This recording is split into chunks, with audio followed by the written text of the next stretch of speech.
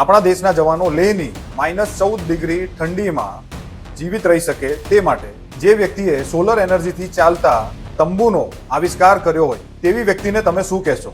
દેશભક્ત, રાષ્ટ્રભક્ત, ભારતનું રત્ન? હું પણ એ જ કહું છું, આવા માણસને તો જેલ ભેગો કરી દેવો જોઈએ. હું વાત કરી રહ્યો છું સોનમ વાંગચુકની, જેમના જીવન પરથી પ્રેરણા લઈને સુપરહિટ ફિલ્મ 3 ઇડિયટના આમિર ખાનનું કેરેક્ટર બનાવાયું હતું.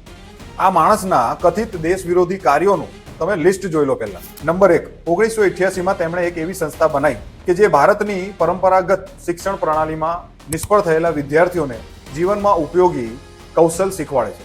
નંબર 2, આ સમગ્ર સંસ્થાના કેમ્પસને તેમણે સોલાર એનર્જીથી ચલાવીને બતાવ્યું. નંબર 3, 1994માં તેમણે ભારતની સરકારી શાળાઓની શિક્ષણ પ્રણાલીને સુધારવા માટે ઓપરેશન ન્યૂ હોપ નામથી સંસ્થાની શરૂઆત કરી. નંબર 4, લદ્દાખની પાણીની એવી સમસ્યા કે જેના વિશે આપણા ચાવાળા વૈજ્ઞાનિકો વિચારી પણ ના શકે, તેના નિવારણ માટે તેમણે આઈસ સ્તૂપા નામની ટેકનોલોજીનો આવિષ્કાર કર્યો, જેણે સમગ્ર વિશ્વમાં ભારતને ખ્યાતિ અપાવી. लेकिन मैंने कहा इतने क्लाउड है, बारिश हो रही है, तो एक बेनिफिट है कि हम राडार से बच सकते हैं. નંબર 5, પર્વતીય વિસ્તારના વિકાસ માટે ઉચ્ચ શિક્ષણ આપતી હિમાલયન ઇન્સ્ટિટ્યૂટ ઓફ ઓલ્ટરનેટિવ્સની સ્થાપના કરી, જેની જમીન હાલના જ વર્તમાન નફ્ફટ નેતાઓએ પાછી છીનવી લીધી છે. નંબર 6, 2018માં એશિયાના નોબેલ પ્રાઇઝ તરીકે જાણીતા રેમન મેગ્સેસ એવોર્ડને મેળવવો. નંબર 7, લદ્દાખની જનતાને જાગૃત કરીને 10 વર્ષથી જુમલા આપતી બીજેપી સરકારને લદ્દાખમાંથી ઉખાડી ફેંકી.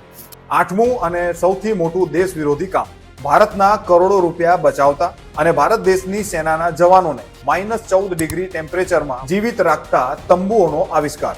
હવે તમે જ વિચારો કે ભારત માટે આટલા બધા ખોટા કામો કર્યા હોય તેણે તો જેલમાં જ હોવું જોઈએ. ખરેખર બહાર ફરવાનો હક તો ગુંડાઓ અને ભ્રષ્ટાચારીઓને છે.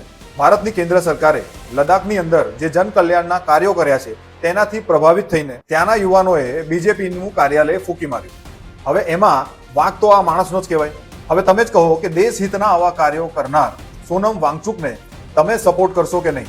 જો તમારો જવાબ હા હોય તો કોમેન્ટમાં લખો, આઈ સપોર્ટ સોનમ વાંગચુક. જય હિન્દ. बहुत बहुत धन्यवाद.